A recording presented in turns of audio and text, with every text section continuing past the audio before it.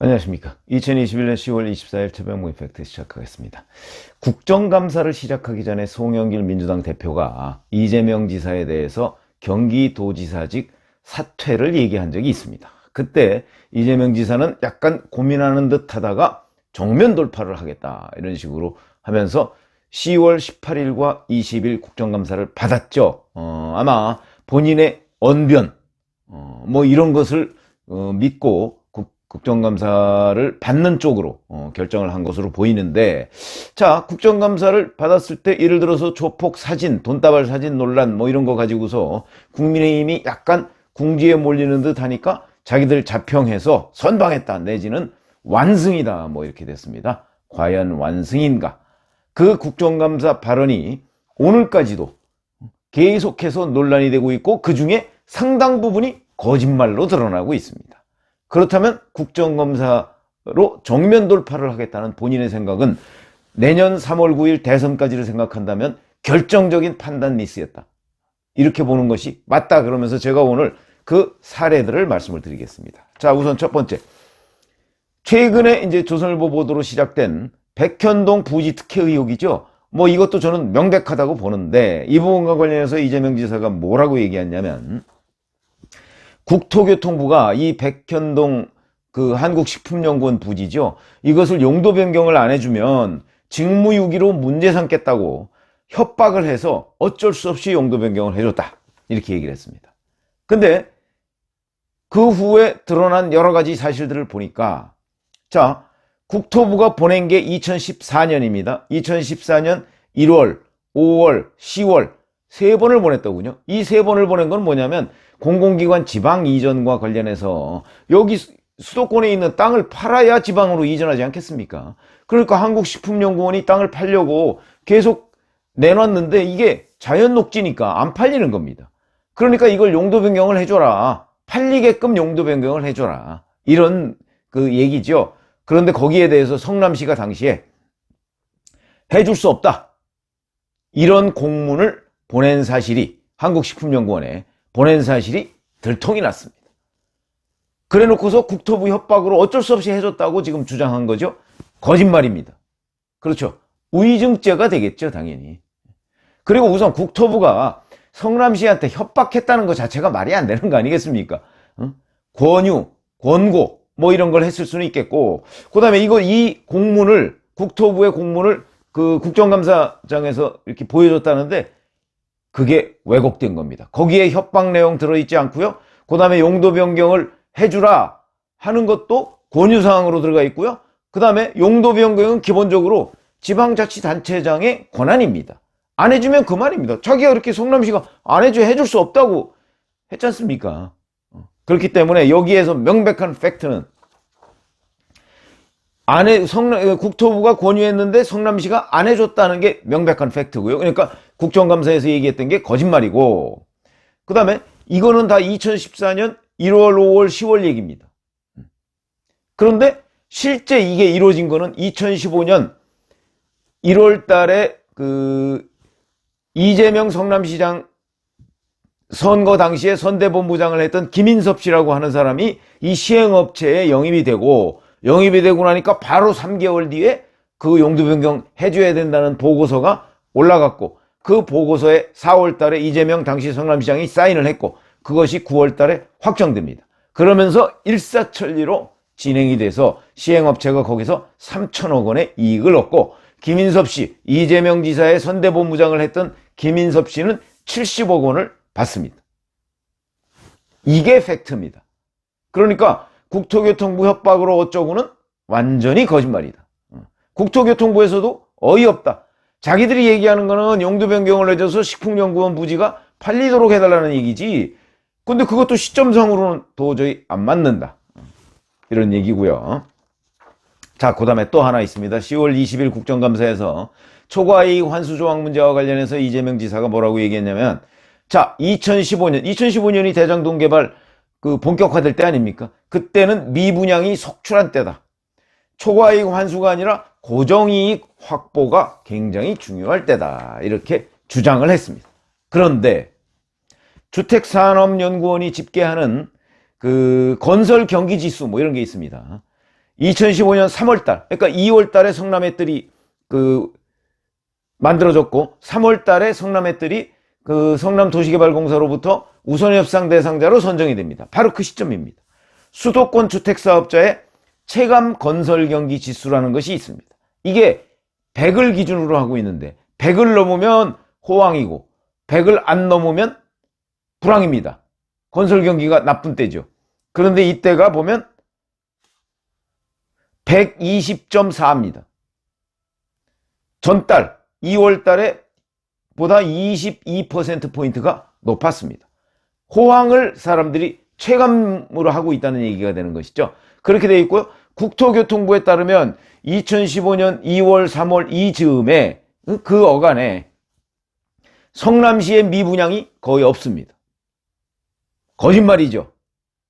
이렇게 해서 또 한 번 거짓말이 지금 드러났다 하는 거고, 그 다음에 초과이익 환수조항 연관해서 18일 국정감사에서 이재명 지사가 더 뭐라고 얘기했냐면, 이미 공모지침서에 있고 그런 상황에서 승인한 내용을 우선협상 대상자가 결정된 다음에 이 본질적 내용에 대해서 변경을 하면 이건 곤란하다, 안 된다, 위법이다, 감사원 감사사유일 정도로 함부로 바꿀 수 없다, 이게 법이다, 이렇게 얘기했습니다.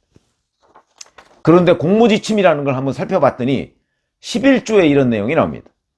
수익 배분과 관련된 기타 세부적인 사항은 사업협약에서 상세히 정한다. 밀어놓은 겁니다, 사업협약으로. 그러니까 결국은 그해 5월 달에 주주협약이라는 걸 맺는데 그 주주협약에서 이 초과이익 환수조항을 뺍니다. 거짓말이죠. 그러니까 이게 법이다가 거짓말이었다, 이런 얘기가 되는 것이고, 실제 나중에 본인이 얼마나 자랑했습니까? 이익이 많이 나기 때문에 자기가 그 시행업체에다 얘기를 해서 920억 원을 환수했다. 그래서 내가 공산당 소리까지 들었다, 이렇게 얘기를 했습니다. 아니, 조금 전까지 자기가 얘기한 내용은 그걸 변경할 수가 없다면서요. 근데 자기는 변경해서 920억을 환수했다는 걸 자랑하고 다닙니다. 그럼 앞에 얘기는 뭡니까? 배치되는 얘기죠, 앞에 얘기랑. 그럼 둘 중에 하나는 거짓말이라는 얘기인데, 적어도 둘 중에 하나 거짓말이고 둘 다 거짓말일 가능성도 있다. 이게 국정감사에서 이재명 지사가 한 일이다. 또 하나, 초과이익 환수 조항에 가서 말 바꾸기는 뭐 엄청나게 화려하게 전개가 됐는데, 이날은 그동안에는 어떻게 얘기했냐면 18일에 이렇게 얘기했습니다. 초과이익 환수 조항을 삭제한 게 아니라 건의를 받아들이지 않은 것이 팩트다, 이렇게 얘기했습니다.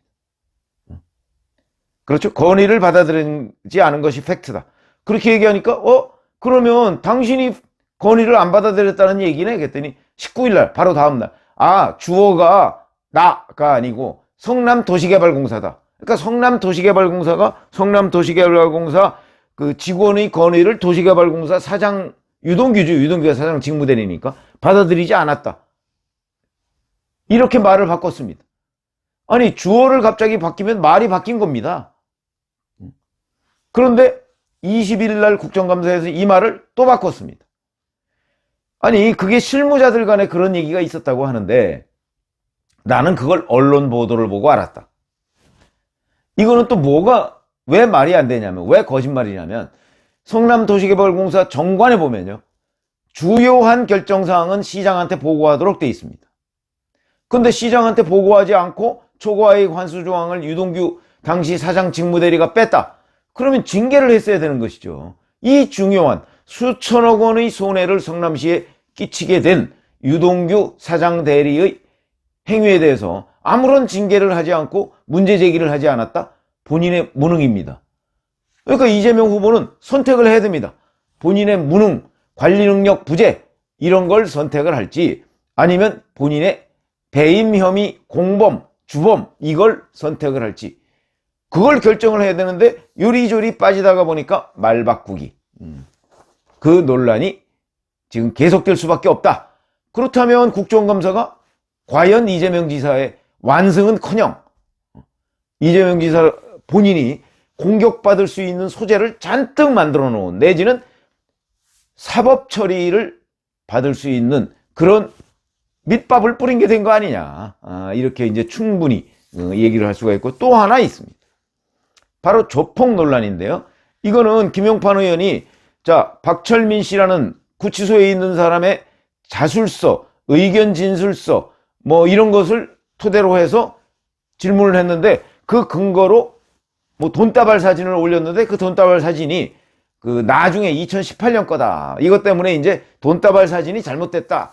고로 자술서 이것도 다 믿을 수 없다.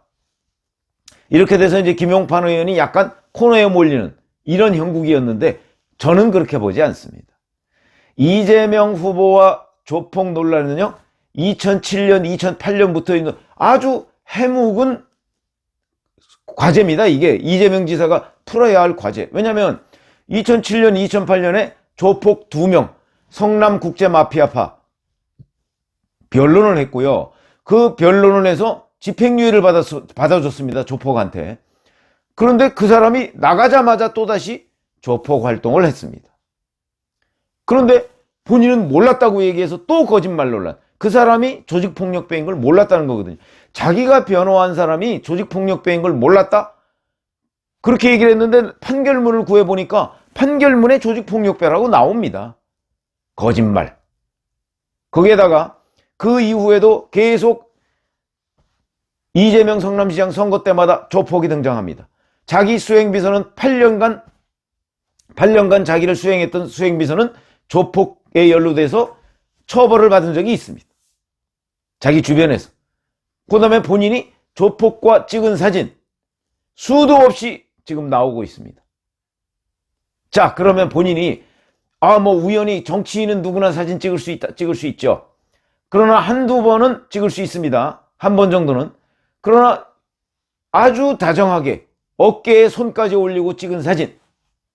그 다음에 2007년부터 계속된 조폭과의 연루 의혹. 그 다음에 실제 변호까지 했고.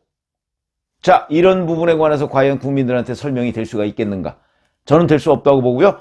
2018년에 SBS 그것이 알고 싶다에서 나온 조폭과 이재명 지사의 연루 의혹. 이거는 상당한 정도의 취재를 토대로 해서 보도한 겁니다. 여기에서도 이재명 지사의 조폭 연루 의혹은 매우 구체적으로 나오고 이 보도가 나온 뒤에 이재명 지사 측에서 소송을 했다가 돌연 취하합니다. 왜 그랬을까요? 이런 것들까지 이재명과 조폭과의 연관 의혹은요 10년이 넘게 나오는 주제고 물론 조폭 연루죄라는 건 없습니다. 그러나 적어도 조폭과 어떠한 거래를 했다는 이제 그게 나오면 처벌을 받는 건데 뭐 그것까지는 아직 누군가가 구체적으로 수사를 안 했으니까 아마 현재까지 나오지 않았다 쳐도 조폭과 어울렸다는 그 수많은 증거 이거를 과연 이재명 지사가 덮을 수 있을까? 많은 사람들은 지금 이재명 지사와 조폭의 연루 이 부분에 관해서 주목하고 있고 실제 그렇게 이해하고 있는 사람도 있는데 결국은 이번 국정감사가 그걸 드러내는 하나의 계기를 만들었다는 차원에서 본다면 이 또한 이재명 지사한테는 매우 치명적인 결과를 낳았다. 이렇게 본다면 송영길 대표가 맨 처음에 권유했듯이 이 다소 비판을 받더라도 국정감사를 하지 않는 게 낫던 것 아닌가. 국정감사 2번을 함으로써 뭐 완승하고 이제 송영길 대표도 아유 잘했다 뭐 이렇게 얘기를 하지만 이거 민주당 대표가 지금 민주당 후보한테 그거 거봐라 내 말이 맞지 이렇게 얘기할 수는 없는 거 아닙니까? 그러다 보니까 박수를 치고 있지만 이와 관련한 위증 고발 이것도 상당히 이제 많이 생길 것이고 무엇보다도 11월 5일 국민의힘 후보가 확정된 이후에 국민의힘 후보로부터 국정감사 위증 논란을 집중적으로 제기받을 것이고 바로 이런 문제 대장동 거짓말, 백현동 거짓말, 조폭 거짓말 이런 부분에 관해서 집중적인 공격을 받을 때 이재명 후보가 과연 그에 얼마나 대항할 수 있을 것인가. 아마 지지율이 뚝뚝 떨어지는 것을 피부로 느끼게 될 것이다. 그렇게 본다면 이번 18일과 20일 국정감사는 이재명 지사의 이재명 후보의 오늘까지만 이재명 지사입니다. 내일 사퇴한다고 하니까 이재명 후보의 판단 미스였다. 저는 이렇게 결론을 내리고요. 앞으로 계속 위증 고발이 들어갈 것이고요. 그 다음에 이로 인해서 지지율은 뚝뚝 떨어지게 될 것이다. 이렇게 말씀을 드립니다. 감사합니다.